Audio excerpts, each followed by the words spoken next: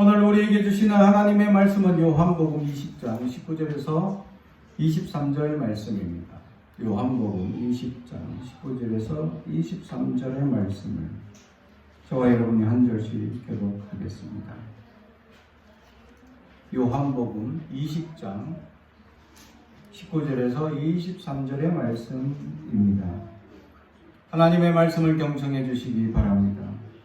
이날 곧 안식 후 첫날 저녁 때에 제자들이 유대인들을 두려워하여 모인 곳에 문들을 닫았더니 예수께서 오사 가운데 서서 이르시되 너희에게 평강이 있을지어다.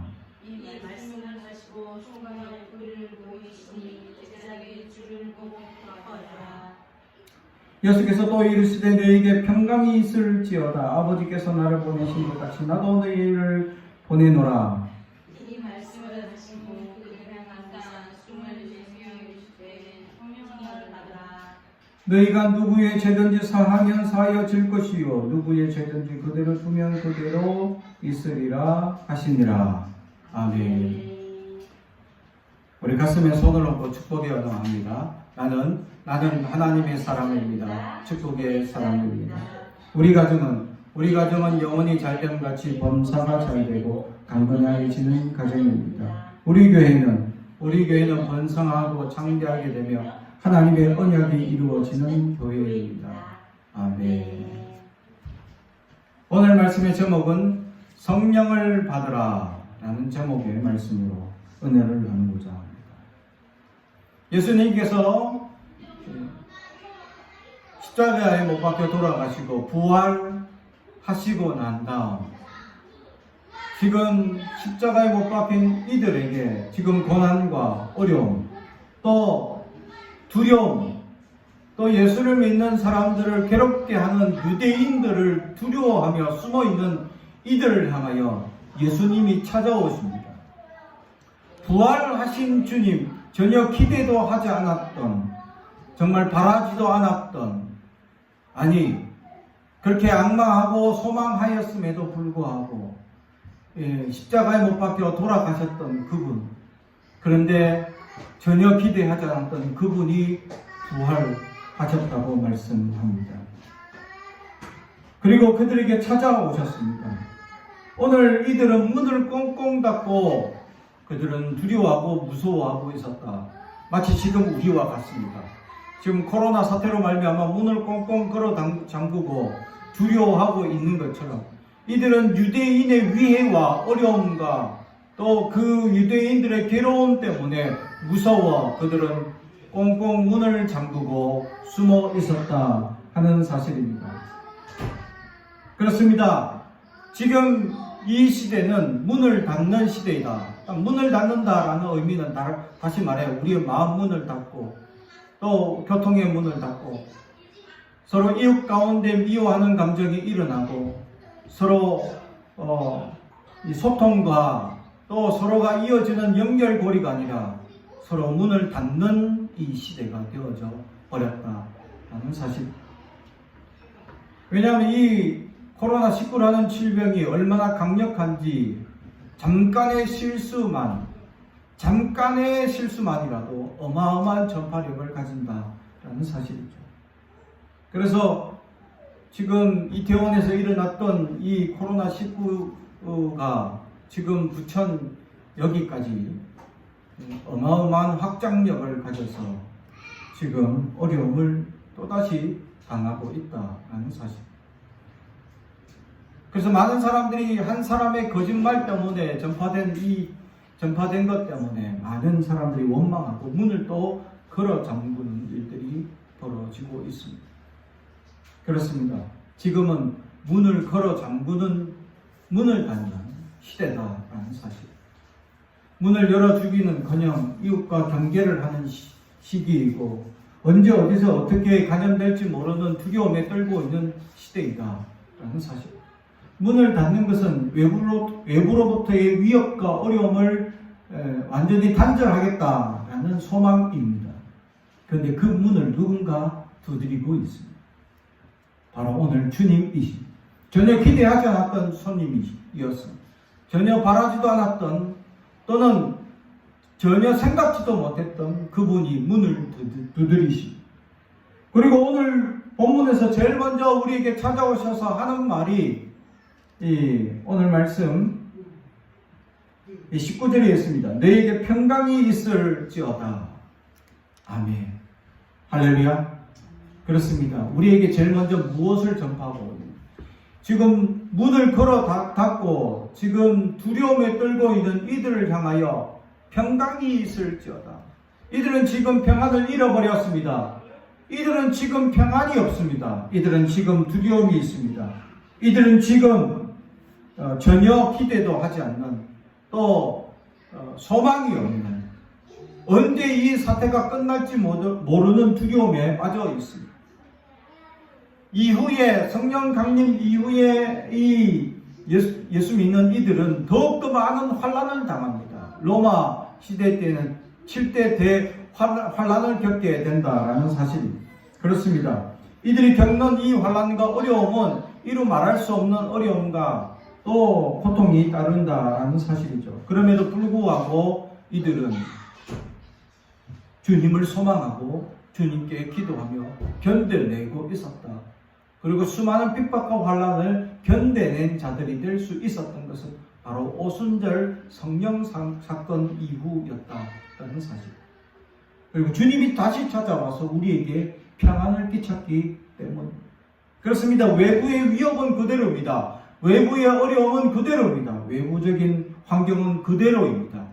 그런데 이 로마의 대핍박이 시작되고 유대인들의 핍박이 시작되는 그들 두려움과 어려움에 지금은 둘러싸여 있는데 주님이 찾아오는 순간 우리에게 평안이 넘칠 줄로 믿습니다. 할렐루야. 왜 내가 불평하고 왜 내가 불안하고 왜 내가 두려움이 있습니까? 주님이 없기 때문입니다. 내 안에 주님이 있다면 두려움과 불평이 사라질 줄로 믿습니다. 사랑하는 성도 여러분, 우리 안에 주님이 찾아오기를 오늘 소망하길 주님의 이름으로 축복합니다. 그렇습니다. 우리 주님이 찾아오면 제일 먼저 우리에게 주시는 것은 평강이다라는 사실. 우리에게 두려움과 또 흔들리는 믿음과 또 우리 안에 끊임없이 찾아오는 외부적인 위협 속에서 주님은 제일 먼저 우리에게 평강을 주신다라는 사실. 사랑하는 성도 여러분, 평강이 있기를 주님의 이름으로 축복합니다. 우리 안에 하나님의 샬롬이 찾아와야 한다라는 사실입니다. 주님이 주시는 샬롬, 평강은 세상이 주지 못하는 평강이다라고 성경은 말씀하고 있습니다. 세상에 주는 평안, 세상에 주는 기쁨과 다르다라고 말씀합니다. 그렇습니다. 이 평안은 돈으로도 사지 못하고 어떤 명예로 사지 못하는 오직 주님만이 주시는 평안이다라는 사실이죠. 주님이 우리 안에 찾아오셔서 주시는 기쁨과 감격이 넘치는 그 평안, 그것을 누리는 사람, 바로 진정한 주님 그리스도인이 될 수 있다라는 사실입니다. 주님께서는 제일 먼저 우리에게 있어야 할 것이 평강인 줄 아시기에 그러므로 오늘 우리에게 제일 먼저 찾아오셔서 평강을 선포하고 있다라는 사실입니다. 다시 말하면 우리가 살아가면서 평안 없이 살아가는 사람들이 너무 많다라는 사실이죠. 두려움에 매여 있습니다. 걱정에 매여 있습니다. 수많은 사람들에 대한 소문에 귀를 기울입니다.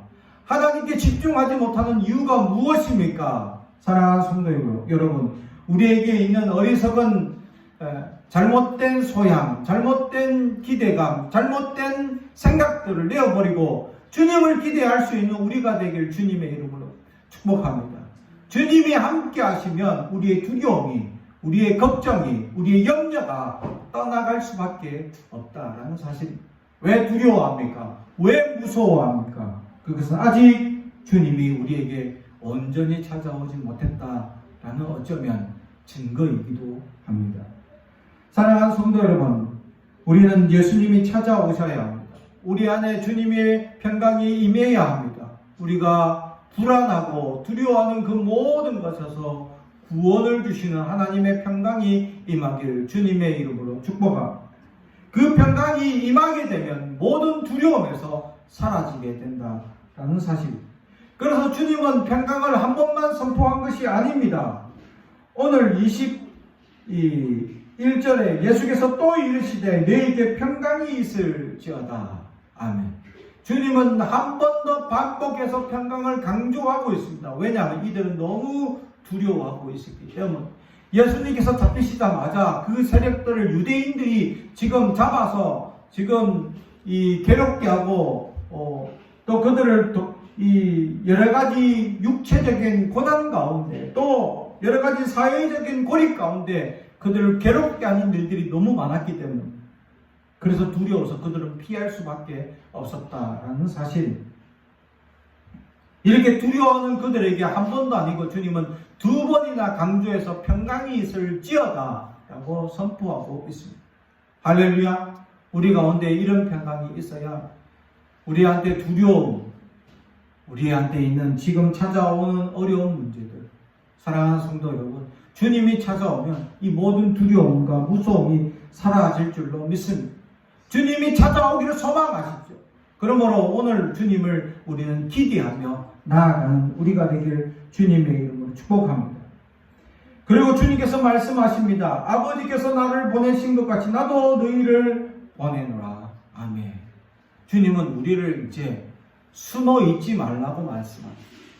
그들이 숨어 있는 이유는 육체적인 고난과 또 여러 가지 경제적인 어려움, 또 유대인들에게 잡혀가는 괴로움, 또 이제 앞으로 당할 수많은 환난들, 이런 것을 피해서 숨어 있는 그들을 향하여 주님은 도리어 보낸다라고 말씀합니다.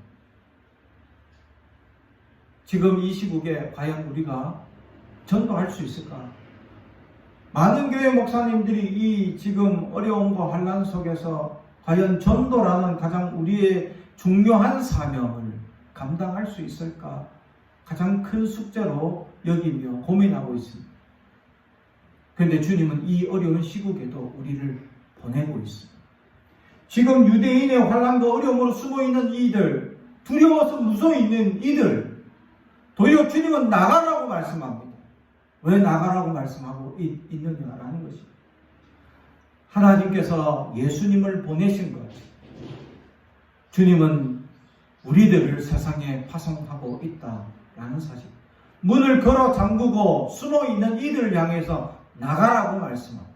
사랑하는 성도 여러분, 지금 우리가 숨어있고 두려워하고 있습니다. 지금 우리가 두려워하고 숨어있는 이유는 우리 안에 주님을 온전히 모시지 못했기 때문에 두려워하고 숨어있다라는 사실. 그런데 주님이 찾아오셔서 우리에게 첫 번째는 평강을 선포하고 두 번째는 나가라고 말씀합니다. 그리고 우리를 보낸다고 말씀합니다. 사랑하는 성도 여러분, 주님께서 우리가 지금 어려운 시국에도 불구하고 하나님의 말씀을 증거하며 살아가는 그리스도인들이 되길 소망하고 있습니다. 지금 이 어려운 시국에 하나님 말씀을 증거하고 복음을 전하는 것만큼 어쩌면 사람들에게 비난을 받을 것이고 어쩌면 지금 환난을 당할 수 있는 이 어려운 시국 가운데 성경은 우리에게 숨어 있지 말라고 합니다. 그리고 보낸다고 말씀합니다. 그러면 어떻게 됩니까? 주님처럼 어쩌면 십자가에 못 박히는 어려움과 괴로움과 환난이 있을 수도 있습니다. 그러나 우리는 그것을 감당해야 합니다. 십자가를 져야 합니다. 그런데 우리는 피해가고 있지 않습니까? 어떻게 하면 복음을 전할 수 있는가? 우리는 그 방법을 찾아야 합니다. 이 시국에도 주님께서 보내시고 이 시국에도 어려워하고 환난하고 환난을 받으며 우리의 기도가 필요하고 우리의 도움의 손길이 필요한 백성들이 있습니다. 이 어려운 시국 가운데 눈물로 흘리는 백성들을 향하여서 우리가 나아가기를 원하고 있다라는 사실. 예수님께서 이 땅에 아버지께서 보내시고 예수님께서 이 땅에 오셔서 하신 역사가 무엇입니까? 바로 우리를 고치셨다라는 사실입니다. 그리고 우리를 가르쳤고 그리고 우리에게 복음을 전하셨다라는 사실. 그렇습니다. 지금 어려움을 당하고 고난을 당하며 눈물로 흘리는 이들을 향하여 우리가 나아가서 복음을 온전히 전할 수 있는 그리스도인들이 되기를 주님의 이름으로 축복합니다. 지금 숨어 있어야 될, 어쩌면 숨어야 되는 것이 정답인 사회 가운데 또 유대인들도 지금 숨어 있어야 할 시기가 정답인 지금 시국 가운데 주님은 도리어 보낸다고 말씀합니다. 우리가 주님의 말씀을 묵상하며 주님이 보내신다는 음성이 과연 무엇인지를 생각하며 나아갈 수 있는 우리가 되길 주님의 이름으로 축복합니다.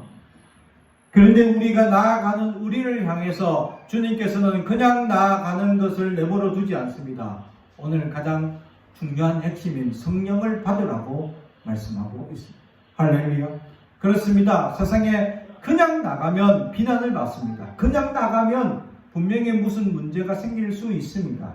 그런데 성령께서 주시는 지혜와 성령께서 주시는 능력과 성령께서 함께 하시는 놀라운 은혜를 힘 있게 된다면 놀라운 기적의 역사들이 이루어질 수 있다라는 사실. 그래서 오늘 주님께서는 나가는 우리를 향하여 성령을 받으라 라고 선포하고 있습니다. 사랑하는 성도 여러분, 우리는 성령을 받아야 합니다. 오늘 이 오순절을 맞이하여서 성령 강림 주일을 맞이하여서 우리는 성령을 받을 수 있어야 합니다. 예수님의 제자들은 마가다락방에서 꽁꽁 숨어 있었습니다. 근데 성령이 임하는 그 순간 모든 제자들은 더 이상 숨어 있지 않고 전파하기 시작했어요. 도리어 자기를 죽이고 환난하는 이들을 향하여 복음을 전파했습니다. 그렇습니다. 한국에도 복음을 전하기 위해서 수많은 선교사들이 목숨을 걸고 이 땅에 오게 되었습니다. 미국에 우리가 잘 아는 상선, 제일 먼저 찾아왔던 그 상선이 우리가 그 상선을 침몰시키고 그 상선을 물에 빠뜨린 그 시국에 선교사는 자기가 만들어 놓은 복음서를 그것을 그 자기를 향하여 죽이는 이 조선의 백성을 향하여서 그 책을 내놓았다라는 사실입니다. 자기를 향해서 창을 찌르고 있는 그 사람을 향해서 그가 복음을 증거하였다라는 사실이죠. 그 복음의 증거로 말미암아 한국에는 자상에서 복음이 먼저 일어날 수 있었다라는 놀라운 기적이 생겨나고 있습니다. 지금 세계적인 위협 가운데 한국이 그래도 잘 대처하고 세계 곳곳에서 지금 또 세계 선진국이라고 이야기하는 수많은 나라들이 한국의 방역 시스템을 인정하고 한국이 가장 대처를 잘하고 있는 나라로 뛰어나게 인정받을 수 있었던 이유는 선진국을 향하여서 우리나라가 빛나게 하고 있다. 그 빛나게 하는 이유는 무엇일까? 라는 사실입니다. 그렇습니다. 지금 이제 역복음을 전해야 될 시대가 되었다라는 것입니다. 선진국에서 한국을 향하여 우리에게 복음을 전한다면 아니 우리보다 못한 나라가 우리한테 도리어 복음을 전한다. 잘 받아들이지 않습니다.